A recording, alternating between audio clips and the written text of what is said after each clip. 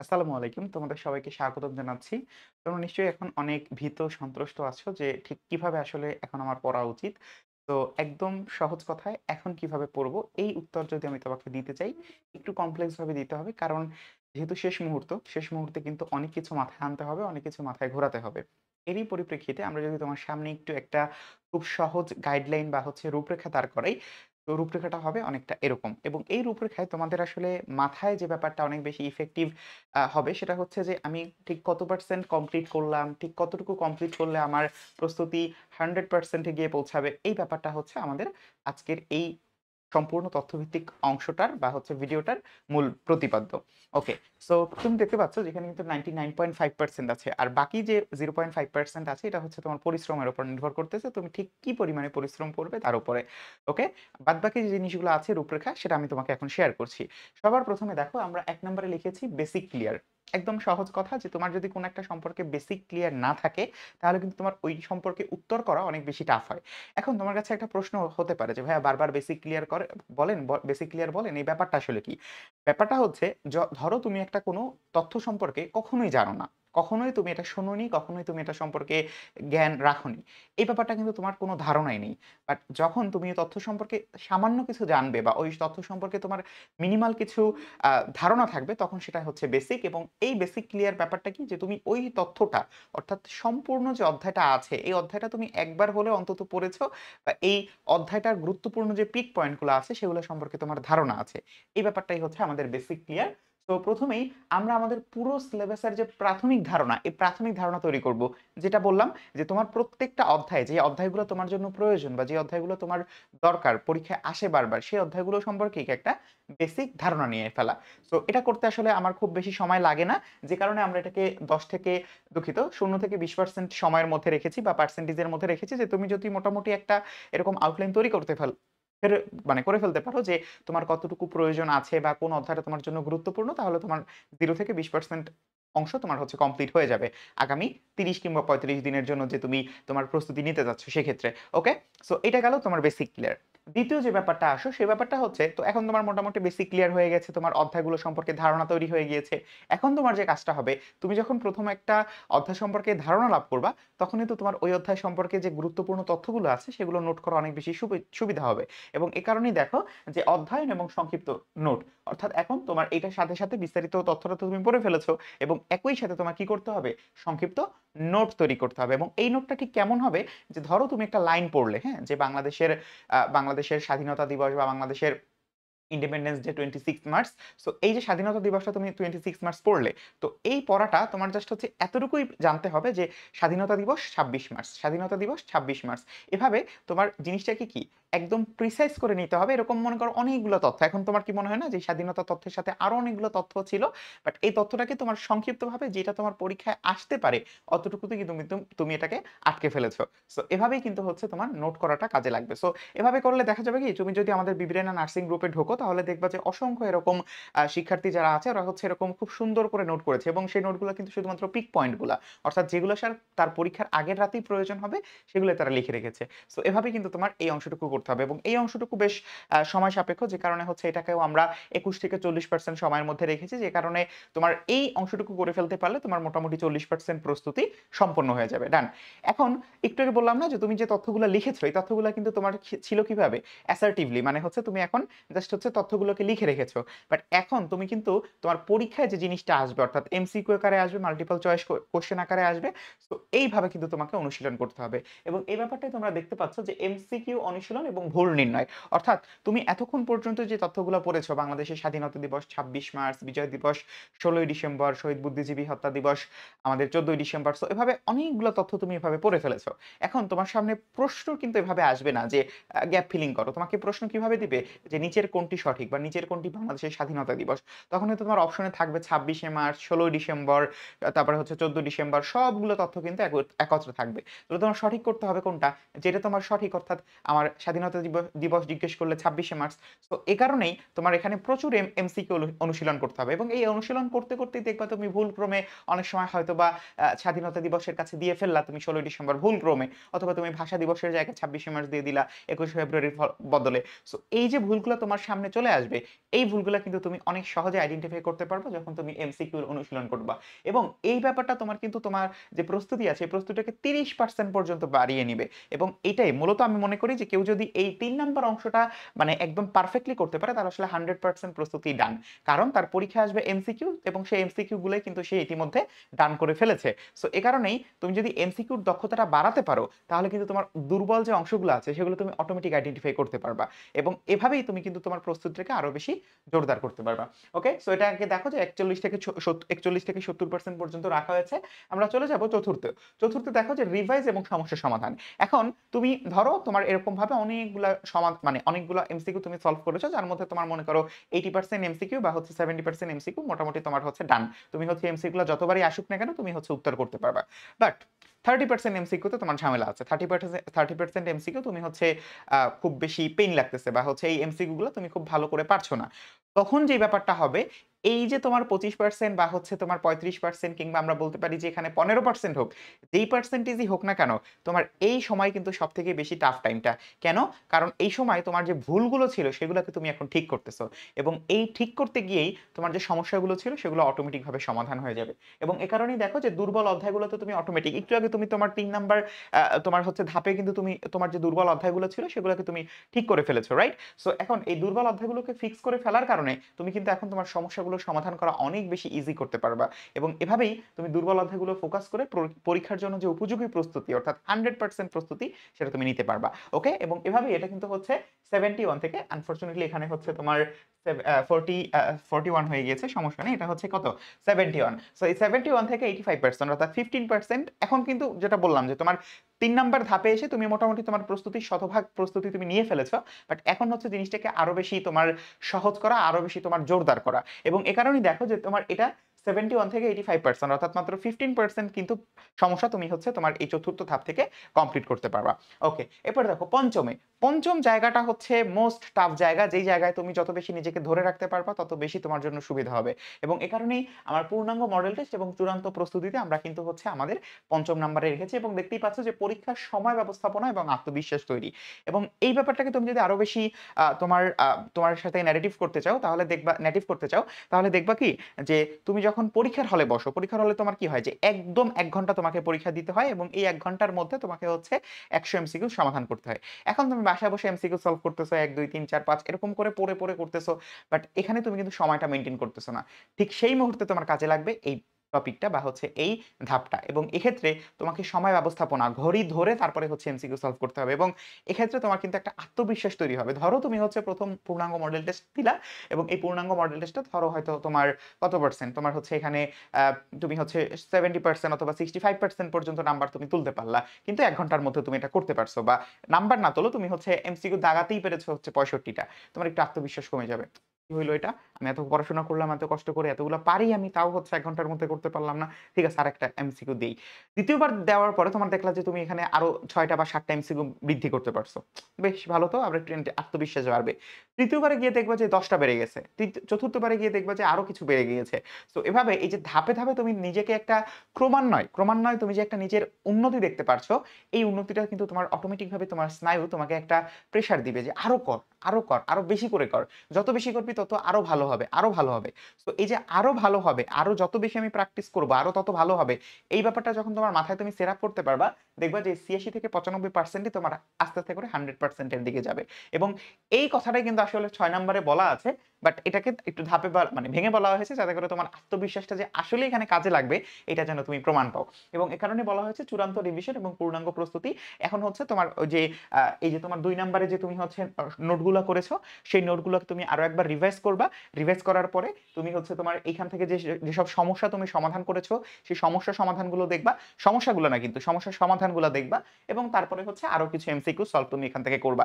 এবং এই মুহূর্তে গিয়ে তুমি যদি পারফেক্টলি সবগুলা করতে পারো এবং তুমি যদি আলহামদুলিল্লাহ যথেষ্ট মানে কনসেনট্রেশন দিয়ে বা হচ্ছে মনোযোগ দিয়েই কাজগুলো করো, আমি বিশ্বাস করি তুমি এট লিস্ট এখানে বাসায় বসে তো তুমি এট লিস্ট 90 থেকে 95 নাম্বার তুমি বাসায় বসেই তুলতে পারবে। এখন তুমি বলতে পারো যে ভাইয়া পরীক্ষার হলে তো ফার্স্ট যে হয় সেও এত নাম্বার তুলতে পারে না। আপনি কিভাবে এটা বলতেছেন? বাসায় বসে তোমার যেই ফিলটা হবে যে না আমার হচ্ছে সারাউন্ডিংসটা ঠিক আছে। আমি হচ্ছে কোন প্রেশার নাই। আমার আশেপাশে কোন শিক্ষার্থী নাই। আমি হচ্ছে ওকে। বাট পরীক্ষার হলে যে জিনিসটা হয় যে আশেপাশে অনেক শিক্ষার্থী থাকে, চান্স হবে কি হবে না এই প্রেশারটা অটোমেটিক ঢুকে যায়। এবং এটা আসলে খুবই ন্যাচারাল। এটা যদি না হয় তাহলে আসলে অস্বাভাবিক। সো এই ন্যাচারাল যে ব্যাপারটা আছে এটা আসলে কেউ কখনো অতিক্রম করতে পারে না। এটা অটোমেটিক ভাবে হয়। বাট তুমি যদি বাসা থেকেই 100% প্রস্তুতি নিয়ে যাও, তোমার 100% মার্ক নিয়ে যাও, তোমার হচ্ছে পরীক্ষার হলে এটা কি সর্বোচ্চ 10 ই কমবে, 15 ই কমবে, সর্বোচ্চ 20 ই কমলো। এর বেশি তো আর কমবে না, রাইট? সো এই কারণে তোমার এই যে সবকিছু মিলিয়ে তোমার এই যে ৬ টা ধাপ আছে, এই ৬ টা ধাপ কিন্তু তোমার জন্য যথেষ্ট বেশি গুরুত্ব হবে বা গুরুত্ববহ হবে যখন তুমি কি করবা? যখন তুমি প্রত্যেকটা ধাপকে সিরিয়াসলি নিবা। এখন আমি তোমাকে আরেকটু দেখাতে যাচ্ছি। সবগুলো এখানে লেখা আছে। তুমি হচ্ছে পিডিএফটা পেয়ে যাবা আমাদের আ আ পেইজে বা হচ্ছে আমাদের যে আছে ফ্রি কোর্স সেইখানে। তো একটু দেখো যে বেসিক ক্লিয়ার করার ক্ষেত্রে শুরুর কাজটা কি যে এনসিটিবি বই, সহায়ক বই একবার পড়ে শেষ করব। লক্ষ্য হচ্ছে প্রতিদিন ২ থেকে ৩ টি অধ্যায় দ্রুত পড়ব, মুখস্থ না করে বোঝার চেষ্টা করব যেটা তোমাদেরকে করা হয়ে থাকে আমাদের বিব্রেইনের ক্লাসে এবং তোমরা কিন্তু হচ্ছে আমাদের যে 30 ডেজ শর্ট কোর্স আছে সেখানে তুমি একটু চেক করে দেখতে পারো যে এখানেও কিন্তু হচ্ছে এভাবেই তোমাদেরকে সম্পূর্ণ অধ্যায়টার একটা খুব সুন্দর কালেক্টিভলি একটা মানে কি বলতে পারি একটা রিমার্ক দাঁড় করিয়ে দেওয়া হবে যার মাধ্যমে তুমি মার্ক করে পড়তে পারবা যে আমার এতটুকু প্রয়োজন, এতটুকু দরকার। এরপরে হচ্ছে প্রাধান্য পাবে গুরুত্বপূর্ণ অধ্যায়গুলো যেমন হচ্ছে মানবদেহ, কোষ, জিনতত্ত্ব যেহেতু আমি তোমাদের জীববিজ্ঞান পড়িয়ে থাকি এই কারণে হচ্ছে জীববিজ্ঞান অংশটা দিলাম। এভাবে তুমি তোমার যে অন্যান্য অধ্যায়গুলো মানে অন্যান্য চ্যাপ্টার বইগুলো আছে সেগুলো তুমি নিজে তৈরি করতে পারবা। অথবা হচ্ছে আমাদের যে ভাইয়েরা আছে তাদেরকে জিজ্ঞেস করলেই তারা হচ্ছে তোমাদেরকে বলে দিবে ইনশাআল্লাহ। তো মানবদেহ, কোষ, জিনতত্ত্ব, উদ্ভিদ সম্পর্কিত যে অধ্যায়গুলো আছে সেগুলো তোমার জন্য গুরুত্বপূর্ণ। এখানে বিশেষ কিছু সংযোজন আছে যে বিগত বছরের প্রশ্নের গুরুত্বপূর্ণ তথ্যগুলো আলাদা করে নোট করব। অর্থাৎ ধরো তোমার হচ্ছে বিগত বছর একটা প্রশ্ন এসেছিল যে আমাদের হচ্ছে শ্বসন এর প্রাথমিক ধাপ অথবা গ্লাইকোলাইসিস কোথায় সম্পন্ন হয়? সাইটোপ্লাজমে। সো তোমার এখন কাজটা হচ্ছে যে গ্লাইকোলাইসিস সম্পর্কিত যে তথ্যগুলো আছে আর তুমি যদি বিব্রেইনের স্টুডেন্ট হয়ে থাকো তাহলে আর এই কষ্টটুকু তোমার করতে হবে না। কারণ অটোমেটিক ভাবে তোমার হচ্ছে সবগুলো তোমাদের যে গাইডটা আছে সেই গাইডের মধ্যে বা বিব্রেইনের বায়োলজির বইটার মধ্যে তোমার হচ্ছে সবকিছু সাজানো আছে। তো বাট তুমি যদি স্টুডেন্ট না হয়ে থাকো সেক্ষেত্রে তোমার এই কষ্টটুকু একটু এক্সট্রা করতে হবে যে গ্লাইকোলাইসিস সম্পর্কিত তথ্যগুলো অর্থাৎ গ্লাইকোলাইসিসের পরে ক্রেবস চক্র, তারপরে হচ্ছে ইটিসি সবগুলো হচ্ছে একটু তথ্য আকারে তোমার সাইডে লিখে রাখতে হবে এবং এটা করলে কি হবে যে বিগত বছর এই প্রশ্ন থেকে এসেছে, এই বছর হয়তোবা এই প্রশ্ন থেকে আসতেও পারে। এবং এই সম্পর্কিত কিন্তু হচ্ছে প্রতিনিয়ত তোমাদের কাছে ভিডিও যাচ্ছে আমার। সো এগুলো তোমরা একটু চেক করবে, ওকে? আচ্ছা এরপরে হচ্ছে স্মার্ট ট্রিক্স যে ডায়াগ্রাম চর্চা শুরু করবে। ডায়াগ্রাম কি? তুমি হচ্ছে যখন আমি দেখো এখানে কিন্তু জিনিসটাকে আমি লাইন বাই লাইনও লিখতে পারতাম, right? But line by line না লিখে আমি হচ্ছে এভাবে কেন লিখেছি বলো তো? কারণ হচ্ছে এটাতে যেন তোমার অ্যাট্রাকশন আমি পাই, রাইট? এবং এটা যেন একটু অ্যাট্রাকটিভ হয় এবং এই কাজটাই হচ্ছে তোমাকেও করতে হবে। অর্থাৎ তুমি যখন কোন একটা তথ্যকে তুমি হচ্ছে যখন একটু সুন্দর করে লিখবা, সুন্দর করে বলতে কি সুন্দর করে কিন্তু হাতে লেখার কথা বলতেছি না।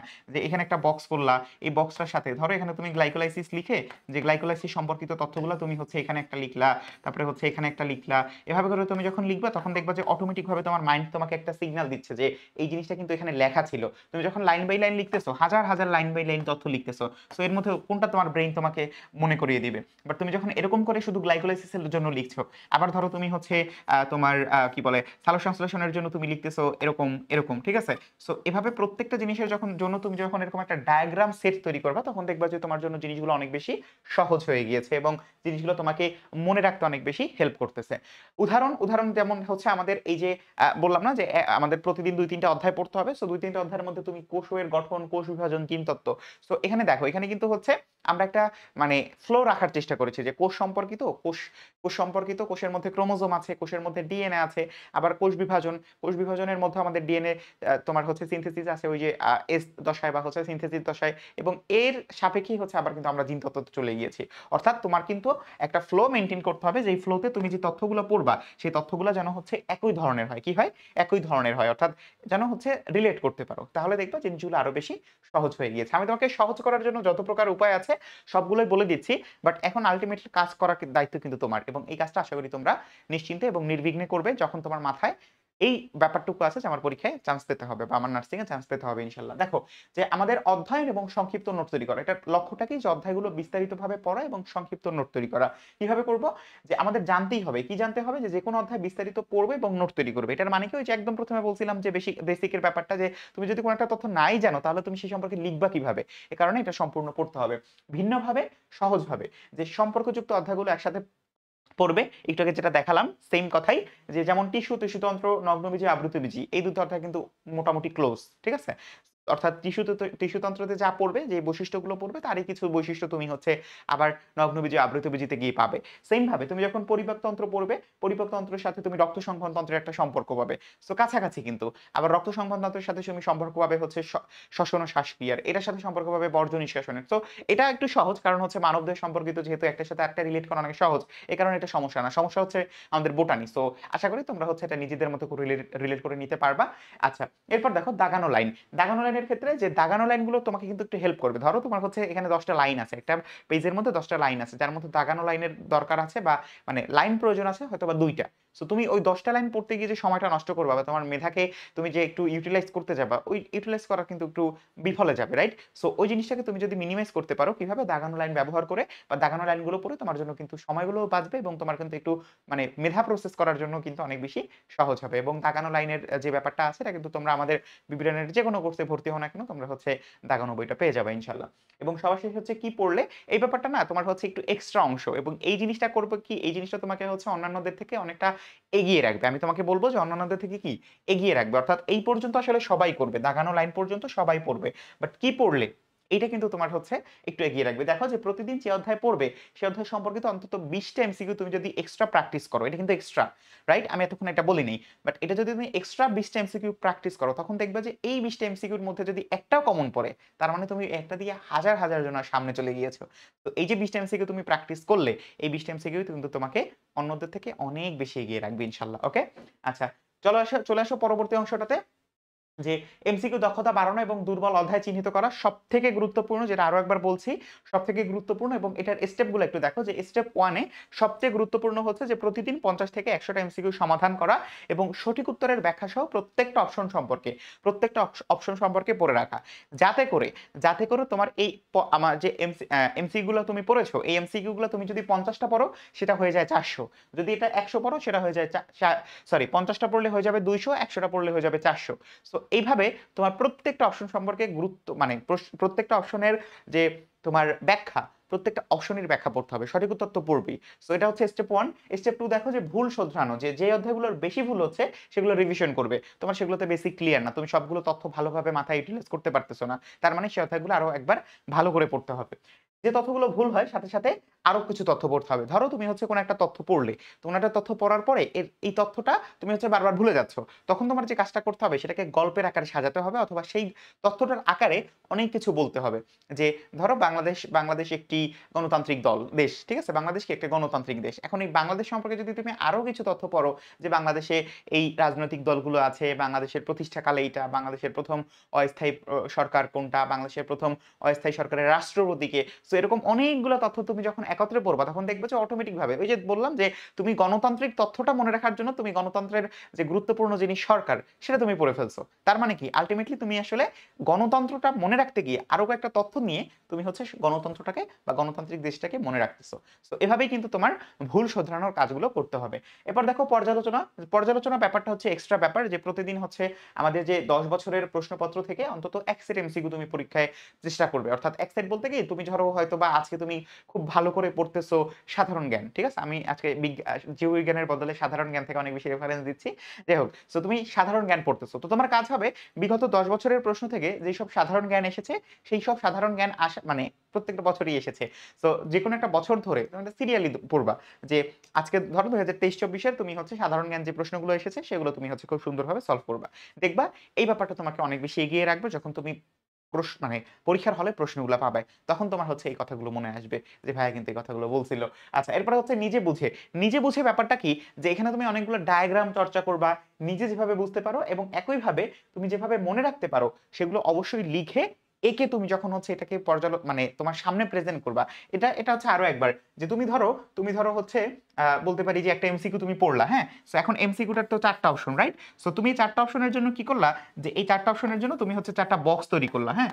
4টা বক্স তৈরি করলা, এবং এই 4টা বক্স তৈরি করে তুমি যে কাজটা করলা, যে অপশন এ এর জন্য যে তথ্যগুলো আছে, সেই তথ্যগুলো এখানে লিখলা, অপশন বি এর জন্য তথ্যগুলো আছে, সেগুলো এখানে লিখলা, সি এর জন্য যে তথ্যগুলো আছে এখানে লিখলা, ডি এর জন্য যে তথ্যগুলো এখানে লিখলা। সো এভাবে তুমি আসলে সম্পূর্ণ যে অপশনগুলো আছে সেই অপশনগুলো সম্পর্কে একটা বেশ ভালো ধারণা তোমার মধ্যে তুমি তৈরি করে নিলা। এবং এতে করে কি হবে, এতে করে তোমার আসলে দেখবা যে আলটিমেটলি তুমি আসলে নিজের সাথে নিজে একটা, আমি তোমাকে যেমন হচ্ছে এই করে পড়াই না, এই যে ভিজুয়ালাইজেশন করে বা হচ্ছে অনেক সুন্দর সুন্দর তোমার হচ্ছে বক্স করে, এই বক্স করে পড়ানোর কারণ কি, যাতে করে তোমার মাথায় অটোমেটিক ভাবে এটা সেট হয়ে যায় যে এটার চেহারা তো এরকম ছিল, তাহলে এই চেহারা, আমরা মানুষের নাম মনে না রাখতে পারি বাট আমরা কিন্তু চেহারা মনে রাখতে পারি, রাইট? সো এই চেহারাটা মনে রাখানোর দায়িত্বটাই আমি তোমাকে দিয়ে দিতেছি তোমার হাতে, যে যত বেশি ডায়াগ্রাম চর্চা করবা তত বেশি নিজে নিজে বুঝতে পারবা এবং তত বেশি ওইভাবে তুমি মনে রাখতে পারবা। এবং এখানে তোমার লিখা আঁকা দুইটা একত্রে যখন কাজ করবে, সহজ, তোমার অটোমেটিক ভাবে মাথায় চলে আসবে। আচ্ছা, পরবর্তী অংশে চলে যাই আমরা, যে রিভাইজ এবং সমস্যা সমাধান। আমাদের মূল কথাগুলো শেষ, এখন জাস্ট হচ্ছে আমরা একটু দেখে নিই যে দুর্বল অধ্যায়গুলো ফোকাস করা, পরীক্ষা উপযোগী প্রস্তুতি নেওয়া, যে অ্যাকশন গুলো কি, যে কত অংশে প্রাপ্ত দুর্বল অধ্যায়গুলো বারবার পড়বে। একটু আগে তুমি কিন্তু এখান থেকে একটা দেখছো যে তুমি হচ্ছে কিন্তু ভুল শোধরানো অধ্যায় অংশটাতে তুমি কিন্তু হচ্ছে কি করছো, তোমার যে দুর্বল অধ্যায়গুলো ছিল সেই দুর্বল অধ্যায়গুলো তুমি আইডেন্টিফাই করতে পারছো। এবারে তোমার যে কাজটা করতে হবে সেটা হচ্ছে যে দুর্বল অধ্যায়গুলোকে বারবার পড়তে হবে, এটা হচ্ছে তোমার ভুল শোধরানো এবং রিভাইজের প্রথম ধাপ। দ্বিতীয় হচ্ছে সংশয় দূর করতে হবে, যে নিজেকে প্রশ্ন করতে হবে যে এই অধ্যায়ের কোন অংশে বেশি ভুল করি, আমি কোন অধ্যায়ে বেশি ভুল করি এবং কেন করতেছি, এই অংশটা আমি ঠিক কি বুঝতেছি না। এই ব্যাপারগুলো যখন তুমি আসলে মানে আইডেন্টিফাই করতে পারবা, তখন দেখবা যে তুমি আসলে আস্তে আস্তে যে এই অংশটা এর জন্য ভুল করি, ও আচ্ছা তাহলে এই অংশটা বাদ, এই অংশটা এই কারণে ভুল করতেছি, আচ্ছা ঠিক আছে তাহলে এই অংশটা আরেকবার দেখি। এক্ষেত্রে তুমি হচ্ছে ভিডিও দেখতে পারো আমাদের, এক্ষেত্রে তুমি হচ্ছে সার্চ করতে পারো ইউটিউবে, অসংখ্য রিসোর্স আছে, তুমি সেখান থেকে ব্যবহার করে তুমি সংশয়টা দূর করবা। তারপরে হচ্ছে রিভাইজ পরবর্তী কর্ম। তোমার রিভাইজ পরবর্তী কর্ম কি বলতো? এই কর্মটা কিন্তু হচ্ছে আল্টিমেটলি আমাদের সবকিছুর মূল জায়গায়। তুমি যে অংশটা রিভাইজ করতেছো সেটা সম্পর্কে এমসিকিউ করা। শেষ। তুমি যে অংশটা রিভাইজ করতেছো বা যে অংশটা তোমার সমস্যা, সেই অংশটা থেকে যতক্ষণ পর্যন্ত না তোমার সমস্যার সমাধান হচ্ছে জাস্ট এমসিকিউ সলভ করা, এমসিকিউ সলভ করা। আমি আমার অ্যাডমিশনে প্রচুর এই কাজ করছি, যে যেই অংশটা আমি পারতেছি না, এই অংশটা বারবার এমসিকিউ সলভ করতেছি। এখন তোমার কাছে মনে হতে পারে ভাইয়া তাহলে আগে যেগুলো পারতাম সেগুলো তো ভুলে যেতে পারি যদি আমি এটা না করি। এটা ট্রিক্সটা কি জানো? যে তুমি যখন তোমার মন খারাপ লাগতেছে, তুমি যখন অনেক বেশি হতাশ লাগতেছো, তখন তুমি যে কাজটা করবে, যে অধ্যায়গুলো পারো সেগুলো হচ্ছে এমসিকিউ সলভ করবা। কেন বলো তো? কারণ হচ্ছে তোমার অটোমেটিক ভাবে তখন আত্মবিশ্বাস বাড়বে এবং এই আত্মবিশ্বাসটা তোমার আসলে একদিকে মনের মধ্যে একটা আনন্দ দিবে, যে বাহ আমি তো এই অধ্যায়গুলো খুব ভালো পারি, এই অধ্যায়গুলো তো আমার জন্য খুব ভালো লাগতেছে। তখন তোমার জন্য দেখবে যে জিনিসটা অটোমেটিক ভাবে সেট হয়ে গেছে। যেটা আমি তো পারবো এগুলা। তখন তোমার এই যে লেইজার টাইমটা তুমি কাটাচ্ছ, এবং এটা কিন্তু লেইজার টাইম না। আসলে অ্যাডমিশনে কোনো লেইজার টাইম নেই। তুমি আসলে যখন একটু হতাশ হয়ে যাচ্ছ, যখন একটু শরীর আর চলতেছে না, মন আর মানতেছে না, তখনই তো তুমি বিশ্রাম নাও এবং ওই মুহূর্তে যদি তুমি এই কাজটা করো, দেখবে যে তোমার আত্মবিশ্বাসটা অনেক বেশি বৃদ্ধি পাচ্ছে। ওকে? এবং সবার শেষে যেটা জিনিসটা হচ্ছে আমি আমার অভিজ্ঞতা থেকে, যে নিজের সাথে নিজের প্রশ্নের সম্পর্ক তৈরি করতে হবে। এবং তুমি যখন হচ্ছে বসে আছো বা হচ্ছে তুমি যখন কোনো একটা কিছু ভাবছো, তখন বা তুমি যখন পড়তেছো, আমি আসলে পড়ার কথাই বলব, যে যখন তুমি পড়তেছো তখন তুমি আসলে যে অংশটা পড়তেছো, বিশেষ করে তুমি যখন রিভাইজ করতেছো, তখন আসলে এই সংশয় দূর করার ক্ষেত্রে নিজের সাথে নিজের যে প্রশ্নের সম্পর্ক, অর্থাৎ একটা লাইন পড়তেছো, ওই লাইনটার উপরে নিজে নিজে প্রশ্ন তৈরি করা, প্রশ্ন আকারে, ইন্টিগ্রেটিভ আকারে তুমি হচ্ছে মানে জিজ্ঞেস করতেছো, বারবার নিজেকে জিজ্ঞেস করতেছো, এবং জিজ্ঞেস করাটা হচ্ছে অপশন ভিত্তিক না, মানে ওয়ান ওয়ার্ড, বাট হচ্ছে সেটা প্রশ্ন আকারে যেন যায়, যে রিভাইজ ও সমস্যার সমাধান। সো এটা হচ্ছে তোমার উত্তর। তো তুমি জিজ্ঞেস করবা যে ভাইয়ের ভিডিওতে চতুর্থ নাম্বার অপশনটা কি ছিল বা চতুর্থ নাম্বার পয়েন্টটা কি ছিল, রিভাইজ ও সমস্যার সমাধান। এভাবে প্রত্যেকটা অংশ তোমার নিজের সাথে নিজের সাজিয়ে নিতে হবে। আচ্ছা, এরপরে চলে আসো পরবর্তী অংশে, পূর্ণাঙ্গ মডেল টেস্ট এবং চূড়ান্ত প্রস্তুতি, এবং এক্ষেত্রে পরীক্ষার সময় ব্যবস্থাপনা এবং আত্মবিশ্বাস তৈরি। দেখো, পূর্ণাঙ্গ মডেল টেস্টের ক্ষেত্রে মডেল টেস্ট প্রতিদিন অন্তত একটি কমপক্ষে তোমার মডেল টেস্ট পূর্ণ করতেই হবে। 30 দিনে 30টা তোমার হয়ে যাবে। এবং এটা যদি তুমি নিজে নিজে না করতে পারো, তোমার জন্য 30 ডেজ কোর্স আছে আমাদের বিব্রেইনের, খুব সহজে এনরোল হয়ে যাও, তোমার জন্য আর কোনো চিন্তাই থাকবে না। দ্বিতীয়ত, তোমাকে কি করতে হবে? দুর্বল বিষয়গুলোকে শেষবারের মতো রিভিশন করা, এবং এটা খুবই গুরুত্বপূর্ণ। তোমার কাছে মনে হতে পারে যে আমি দুর্বল অধ্যায়গুলো একবার পড়ছি, দুইবার পড়ছি, বাট তৃতীয়বার আবার কেন পড়তে হবে? বাট দুর্বল অধ্যায়গুলো তো তুমি দুর্বল দেখেই তোমাকে এটা বারবার পড়তে হবে। ওকে? আসলে তুমি এই অংশটা দুর্বল দেখেই তোমাকে এটা বারবার পড়তে হবে, এবং এই অংশটায় তুমি যত বেশি ফোকাস করবে তত বেশি তোমার জন্য সুবিধা হবে। আচ্ছা, মূল্যবান সময়, সেই মূল্যবান সময় যেটা হচ্ছে কখনোই তোমার জন্য অপেক্ষা করবে না, এটাই হচ্ছে আমাদের মূল ফোকাস। যে এমসিকিউ সময় ম্যানেজমেন্ট করবে, 1 ঘন্টায় 100 প্রশ্নের অনুশীলন, এটাই তোমাকে করতে হবে। অর্থাৎ তোমার পঞ্চম ধাপে এসে এটা তোমাকে করতেই হবে। অর্থাৎ নিজের সাথে নিজে প্রশ্ন, এটা তো আগের অধ্যায়ে গেছে বা আগের অংশে গেছে, বাট এই মুহূর্তে এসে আর কোনো ইনফরমালিটিস নাই, সরাসরি ফর্মালিটিস। 100 নম্বরের পরীক্ষা 1 ঘন্টা তোমাকে দিতেই হবে। এবং সর্বশেষ যে ব্যাপার, সেটা হচ্ছে ওয়েপেন। ওয়েপেনটা কি? যে সর্বাধিক ভুল হওয়া, সর্বাধিক এমসিকিউ যে ভুলগুলো তোমার হয়েছে সেগুলোকে বারবার রিভিশন করা। অর্থাৎ যে এমসিকিউ গুলো আমার বারবার ভুল হচ্ছে, তার মানে ওই টপিক থেকে ওই এমসিকিউটা আসছে ওইটা ভুল করছি। তার মানে বাকি ৩ টা এমসিকিউ আসলে আমি ওইটাও ভুল করতাম। এবং এই কারণেই তোমাকে কি করতে হবে? ওই এমসিকিউ গুলা বারবার পড়তে হবে, কন্টিনিউয়াসলি বারংবার দেখতে হবে। এবং তোমার কাছে মনে হতে পারে ভাই এত সময় কই? সময় তো তোমাকে সাজিয়ে নিতে হবে। তোমাদের জন্য যেমন ৩০ ডে ৩০ ডেজ কোর্সে যে আমাদের প্রত্যেকটা জিনিস সাজিয়ে দেওয়া, এইভাবেই তোমাকে সাজিয়ে নিতে হবে। তুমি যদি ৩০ ডেজ কোর্সে থাকো আলহামদুলিল্লাহ তোমার কোনো সমস্যা নেই। বাট যদি না থাকো সেক্ষেত্রে তোমাকে কিন্তু এটা করে নিতে হবে ইনশাআল্লাহ। ওকে? আচ্ছা এবং সবার শেষে চূড়ান্ত রিভিশন এবং পরীক্ষার প্রস্তুতি। এখানে আমি আরো কিছু কথা বলেছি। যেমন পুনরায় শুরু। ১ম থেকে আরো একবার ওই যে বললাম যে ১ম থেকে আরেকবার ২ নাম্বারে যেটা তুমি করেছিলে, নোটগুলো তোমার একবার পড়তে হবে। এগিয়ে থাকতে, এগিয়ে থাকতে আগের পড়া এমসিকিউ গুলো রিভিশন করবে। আগের পড়া এমসিকিউ গুলো রিভিশন কেমন? যে তুমি হয়তোবা ১০ টা এমসিকিউ পড়লা। ঠিক আছে? তুমি হয়তো ১০ টা এমসিকিউ পড়লা এবং পড়তে, পড়তে তুমি হঠাৎ করে দেখলা যে তোমার এগুলো তো তোমার কমন। যেমন হচ্ছে আমাদের ২৬শে মার্চ স্বাধীনতা দিবস, ১৬ ডিসেম্বর বিজয় দিবস। বাট তুমি ১৪ই ফেব্রুয়ারি গিয়ে দেখলা যেদিন সুন্দরবন দিবস। সো এটা একটা বিশেষ দিবস না? বা হচ্ছে এটা একটা তোমার মনে করো যে যেটা হয়তোবা খুব সমসাময়িকভাবে আমরা মাথায় নাও রাখতে পারি। সো এই তথ্যগুলো কিন্তু তোমার একটু নোট করে রাখতে হবে। এবং এই তথ্যগুলো যখন তুমি নোট করে রাখবা, তখন দেখবা যে এগুলো তোমাকে একটু এগিয়ে রাখতেছে। এবং সেটাই তুমি এখানে এসে পড়বা। তারপরে ফুল স্টপ, ফুল স্টপ বলতে যে সর্বশেষ ২ দিনে তোমার আসলে নতুন কিছু পড়ার কিচ্ছু দরকার নাই। তোমার হয়তোবা সামনে এরকম সাজেশন আসবে বিভিন্ন বিভিন্ন তোমার হচ্ছে কি বলে ভবঘুরে আ আ প্রতিষ্ঠান থেকে যে এই সাজেশন পড়ে কিন্তু আপনি 100% ডিএনসি তে চান্স পাবেন। শেরেবাংলা নগরে যে college of nursing A chance পাবেন। কোন দরকারই নেই। সাজেশন শেষ মুহূর্তে যে তোমাকে সারা বছর কোন প্রস্তুতির দিতে পারেনি সে তোমাকে শেষ মুহূর্তে কিভাবে সাজেশন দিবে বলো? সাজেশন কখনোই হয় না। আমি তোমাকে বলব যে পৃথিবীতে কখনো সাজেশন বলতে কিছু নাই। পৃথিবীতে যে জিনিসটা আছে উপদেশ। আর উপদেশ দিয়ে কিন্তু আসলে কখনো ভাত খাওয়া যায় না, রাইট? উপদেশকে সম্ভবত সর্বোচ্চ আমি হয়তোবা মাথায় নিতে পারি। এইখান থেকে ঢুকে এখান থেকে বের করতে পারি। আমি তোমাকে কোন উপদেশ দিচ্ছি না। বাট শেষ মুহূর্তে সাজেশন বলতে কিছু নাই। শেষ মুহূর্ত বলতে তোমার এই ৩০ দিনই শেষ মুহূর্ত। শেষ ২ দিন কখনো সাজেশন ভিত্তিক দিন হতে পারে না বা পড়ার জন্য সময় হতে পারে না। ওকে? সো এটা গেল। এরপরে হচ্ছে ভুল না হোক যে যেই ভুলটা ভুল হয়, যেই ভুলটা ভুল হয় মানে কি? যে তোমার পরীক্ষার হলে তুমি গেছো। আলহামদুলিল্লাহ একদম পারফেক্ট একটা প্রস্তুতি নিয়ে গেছো। ঝাক্কাস একটা প্রস্তুতি নিয়ে গেছো। পরীক্ষার হলে গিয়েই তুমি একটা ভুল করে ফেললা তোমার রোল নাম্বারে। তো একটা ভুল করে ফেললা তোমার রেজিস্ট্রেশন নাম্বারে সব শেষ। কিচ্ছু রইল না। একদম। তুমি যদি একটা কাগজকে পোড়াও, একটা কাগজকে পোড়ালে যেমন ছাই থাকে, ওই ছাইটাতে তবুও থাকতেছে।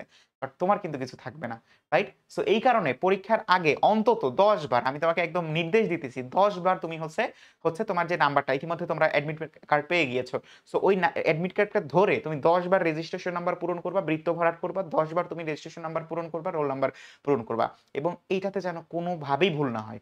এবং এই ভুলটাইকে আমরা হচ্ছে আইডেন্টিফাই করে দিয়েছি কি? কয়েকবার, কয়েকবার। ঠিক আছে? এটা কিন্তু ভুল না। ঠিক আছে? সো এই কয়েকবার এই জিনিসটা হচ্ছে এখানে। আর এখানে আরেকটু তথ্য আছে সেটা হচ্ছে যে তুমি পরীক্ষার হলে তোমার সময়টাকে কিভাবে ভাগ করবা? এটা একটু মাথায় রাখার চেষ্টা করো। আমি মনে করি এটা আসলে খুব গুরুত্বপূর্ণ কিছু না।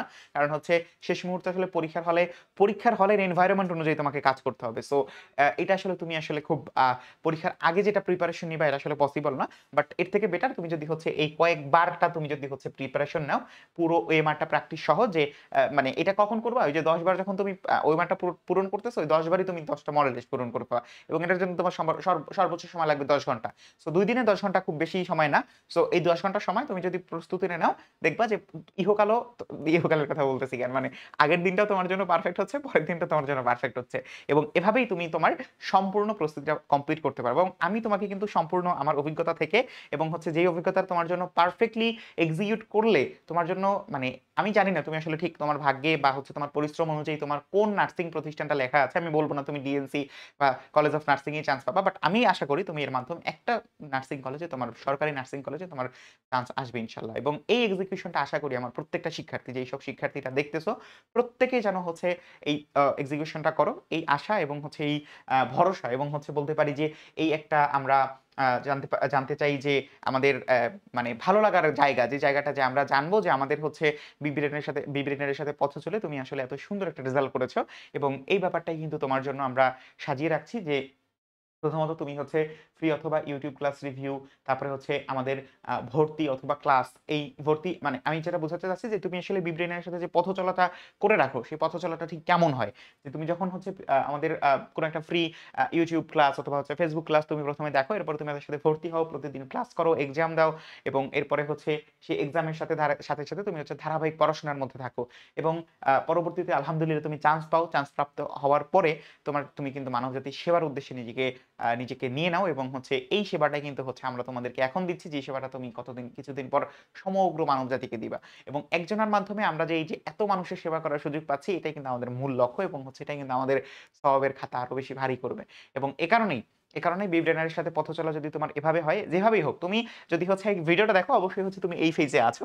সো এই ফেজে থাকলে অবশ্যই হচ্ছে তুমি এই ফেজেও যেতে পারবা, এই ফেজেও যেতে পারবা। এই আশা আমরা রাখি এবং এই আশা এবং এই ভরসা এবং হচ্ছে এই বিশ্বাস রেখেই তোমাদের জন্য অনেক, অনেক দোয়া এবং শুভকামনা। এবং আমি কিন্তু তোমাদেরকে ধন্যবাদ এই মুহূর্তে দিচ্ছি না। তোমাদের থেকে ধন্যবাদ নিবো যখন তোমরা ইনশাআল্লাহ চান্স পেয়ে কিংবা না পেয়ে যেভাবেই হোক তুমি আমাদের সাথে আসবা এবং হচ্ছে আমাদের কাছে বলবা, "ভাইয়া এইটা আমার সমস্যা ছিল" অথবা "আমি এভাবে চান্স পেয়েছি।" দুজনার কথাই আমরা শুনবো এবং আশা করি আমাদের এই ২ জনার মধ্যে আমাদের ১ম জনার সম্পর্ক বা হচ্ছে ১ম জনার পরিমাণটা ইনশাআল্লাহ বেশি হবে। যারা চান্স পাবে এবং হচ্ছে যারা চান্স পাবে না তারাও আমাদের সম্পদ, যারা চান্স পাবে তারাও আমাদের সম্পদ। বাট আল্টিমেটলি আমরা চাইবো প্রত্যেকে যেন চান্স পাও। এই দোয়া এবং হচ্ছে এই শুভকামনা জানিয়ে তোমাদেরকে আজকের মতো আসসালামু আলাইকুম। তোমাদের সবাইকে শুভকামনা জানাচ্ছি এবং তোমাদের সবার জন্য অসংখ্য দোয়া করতেছি এবং এই কথাটা আরেকবার কেন বললাম? কারণ হচ্ছে বলতে ইচ্ছা করতেছে তাই। ওকে? সো আসসালামু আলাইকুম। তোমাদের সাথে আবার দেখা হবে। টাটা।